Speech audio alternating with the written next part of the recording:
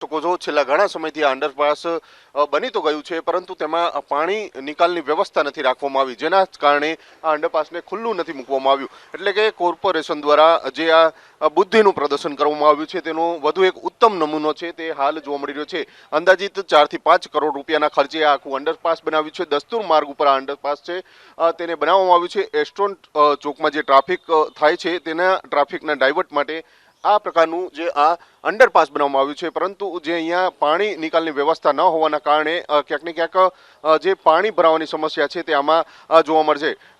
જે પ્રકારે અંદાજિત 4 કરોડના ખર્ચે આખું આ મોટું જે અંડરપાસ બનાવવામાં આવ્યું છે તેમાં એક પણ પ્રકારની જે વરસાદી પાણી નિકાલની વ્યવસ્થા નથી રાખવામાં આવી, તેને લઈને અનેક સવાલો છે તે હાલ ઊભા થઈ રહ્યા છે. હાલ તો આ અંડરપાસ છે તે બનીને તૈયાર થઈ ગયું છે, પરંતુ જ્યારે તેમાં પાણી નિકાલની વ્યવસ્થા ન રાખવામાં આવી હોય, એટલે કે તંત્રના બુદ્ધિનું પ્રદર્શન છે તેનો વધુ એક આ નમૂનો છે તે અહીંયા રાજકોટમાં જોવા મળી રહ્યો છે.